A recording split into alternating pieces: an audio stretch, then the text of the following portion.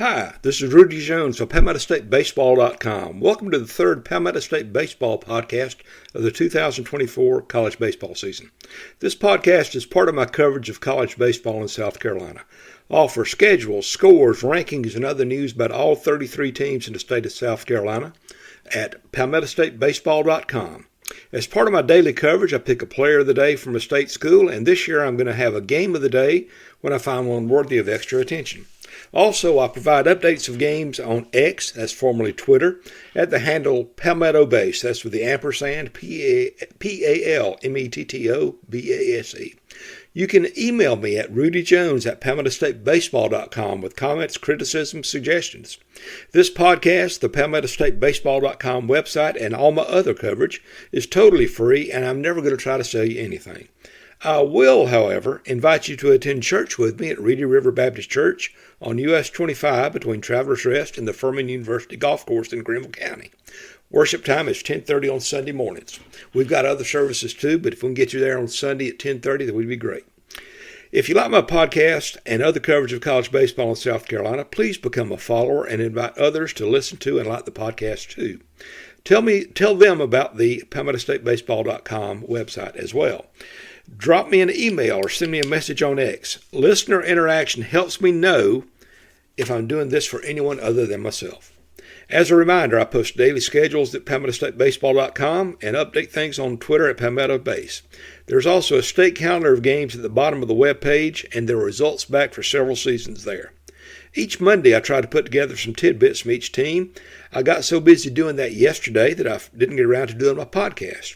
If you're interested enough to have noticed that I didn't publish a podcast on Monday, thanks for caring, and I apologize for being a day late. I picked Presbyterian as my team of the week for February 12th through 18th because of the monster offensive outing in the season opening series against St. Peter's. PC scored 58 runs in 4 games, including 16 in each of the final 3 games.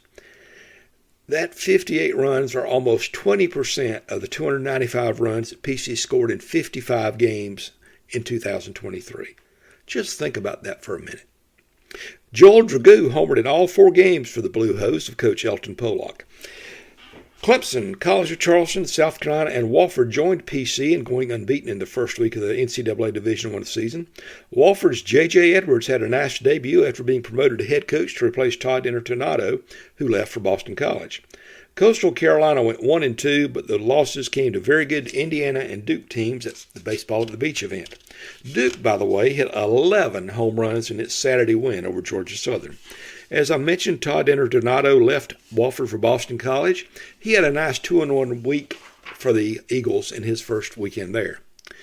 My weekly rankings of state teams didn't change very much from the previous week, especially not at the top. Clemson, USC, and Coastal remain my top 3 teams among the Division I teams.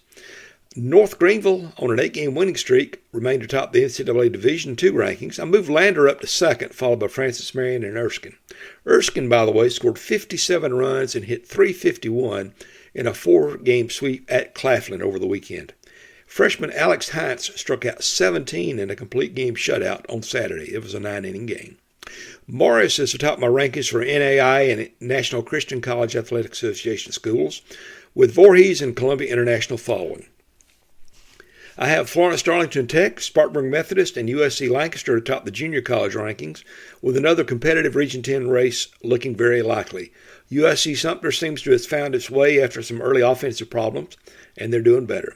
A special shout-out to Lancaster's Joe Sperry, who already has 7 home runs on the season. Also, kudos to USC Union for having a 6-game winning streak after beating the Montreat Junior Varsity twice on Monday. I went to the season opener for South Carolina this past Friday when they played Miami of Ohio. The school did a tribute to Tommy Moody, the former player and longtime announcer of radio broadcasts who died last year. A microphone emblem was unveiled on the wall in front of the home radio booth at Founders Park, and some of Moody's family participated in pregame ceremonies. Former Gamecocks coach Bobby Richardson was in attendance, although he didn't make it to the outfield bleachers where my seat was. I usually listen to the radio broadcast when I attend a game, and for the second time in the past few years, I heard a great Richardson anecdote on opening day. A few years ago, Richardson had recounted that in his early years as Gamecocks coach, he spoke at an event as part of a Youth League baseball tournament. I believe it was in eastern North Carolina. While at the game, Richardson encountered comedian Jerry Clower, who I believe had a son playing in the tournament. Anyway, Clower raved about a player he saw in one of the games and suggested that Richardson should recruit him for the Gamecocks. That player, Earl Bass, who became perhaps the best pitcher in USC history. Now, Bass was just across the river in West Columbia, so there's a good chance Richardson knew about him, but still, that's a nice story to hear. This year, the Richardson story.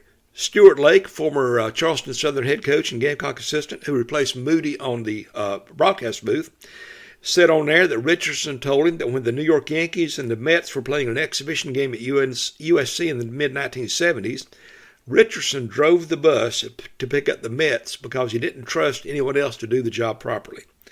Imagine the look on the Mets' faces when they saw the 1960 World Series MVP driving a bus. Stories like that are just part of what makes baseball so special to me. Moving on to another topic. The transfer portal in football gets a lot of attention, but most baseball teams in the state are using transfers to improve themselves too. Clemson has Alden Mathis from Richmond and Jimmy Obertop from Michigan. Also, Matthew Markall, transferred over from Wofford. Markall, of course, is a transfer and a refugee from Furman after that school dropped baseball a few years back. Come on, Furman, bring back baseball. South Carolina, speaking of transfers, has Blake Jackson from Charlotte, Parker Nolan from Vanderbilt, among others.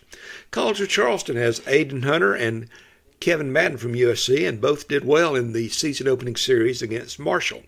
North Greenville coach Landon Powell has used transfers to bolster his program, too. Thomas Powell, a Midlands native who transferred in from USC for the spring semester, had 4 hits and drove in 7 runs on Saturday as North Greenville completed a sweep of Post.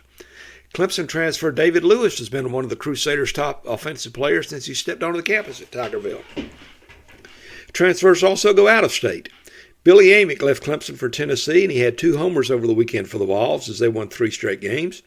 Johnny Humble moved from Erskine to Kentucky and came back in state to get a save on Saturday at USC Upstate. Michael Braswell was the starting shortstop for South Carolina a couple of years back. He didn't play quite as much last year until an injury, and then after the season he transferred to LSU, where he is their starting shortstop this year. Of course, many of the state schools draw guys, many of the other, not just state schools, draw guys from the excellent junior college programs we have in the state. Rom Kellis, for instance, is having an excellent season at Florence Darlington Tech, and he's committed to play at North Carolina. Turning to the schedule, the midweek sees lots of state teams playing each other. Today, it was February 20th if you're listening after the fact. Presbyterian is at Clemson. Winthrop is at South Carolina. The Citadel is at Charleston Southern. Newberry is at North Greenville. Columbia International visits Bob Jones at Conisty Park in Malden, and Southern Wesleyan is at Lander. Additional, Coastal Carolina is at home against UNC Wilmington in another nice matchup. On Wednesday, South Carolina, USC Upstate, Wofford, and North Greenville all have home games. Looking to the weekend, there are some tournaments going on, although they really have predetermined schedules as actually playing to determine a champion. Ball State, Cincinnati, and Illinois join Coastal for Week 2 of the Baseball at the Beach event in Conway. Hardcore South Carolina fans may recognize one of the names on the Fighting Illini roster. Vidas Valencius had 5 at-bats for the Gamecocks a couple of years ago before transferring to the junior college. I believe it was Chipola in Florida. He is batting .273 and hit a homer in his Illinois debut last weekend. The One Spartanburg Classic features USC Upstate, Presbyterian, and Gardner-Webb playing at home in a rotation against Canisius, Quinnipiac, and St. Joseph's. Week 2 of the Stinger Invitational in Florence is going on, with most of the games being played at Carolina Bank Field in Florence. Florence Darlington Tech is the host of that event. For several years, Spartanburg Methodist Mooneyham Field has been the site of a Saturday-Sunday triple headers featuring the host Pioneers, USC Salkehatchie, and East Georgia. That happens one weekend a year, and this weekend it's it. East Georgia appears to be much improved this season over what it's been in previous years. Elsewhere on the schedule, Lander will be playing 2 games in one day at Wingate on Sunday. They got a 1 o'clock game against Findlay and host Wingate later in the day. The Bearcats also play on Saturday in Wingate. As I mentioned earlier, Coastal, Presbyterian, and USC Upstate are at home this weekend, and so are the state's other 7 NCAA Division I teams. Clemson faces Kennesaw State. USC has Belmont. College of Charleston meets Youngstown State. Lehigh's at Charleston Southern. Winthrop entertains Toledo. The Citadel is at home against Akron at Joe Riley Park. And Fairleigh Dickinson visits Wofford. Tampa, the number one team in NCAA Division II, is at USC Aiken this weekend. The Pacers snapped a 7-game losing streak to open the season by winning the final 3 games of a series against American International. Coker tries to carry the momentum of an opening sweep of Emory and Henry in their South Atlantic Conference opener to play in a series at Anderson at Memorial Stadium. Erskine faces a challenge with a visit to Young Harris. Details, including times and other information, are available at my website. I post a daily schedule at PalmettoStateBaseball.com, and there's the calendar at the bottom of the web version of the page where you can look back or ahead in the schedule. This is my 3rd podcast of 2024. If you like this podcast, please follow and share a link with your baseball fan friends. If you like my coverage of Palmetto State baseball, please let me know. Email me at rudyjones@PalmettoStateBaseball.com with any kind of comments or criticism, or you can always comment on one of the posts. I want your input to help me to shape my coverage to do the best I can for the best level of the greatest sport God ever allowed to be invented. Again, I'm active on Twitter at Palmetto Base. If you see me at a game, please come say hi. I'll probably be wearing a cap with the Palmetto State tree emblem on it and have a Coke Zero in one hand and a phone updating scores in the other. Stepping away from baseball, I invite anyone in the Greenville area of South Carolina to come worship with me at Reedy River Baptist Church, 871 North 25 bypass between Travelers Rest and the Furman University Golf Course.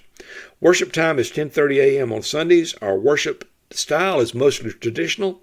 Our pastor is former Dixie High baseball pitcher Josh Slatton.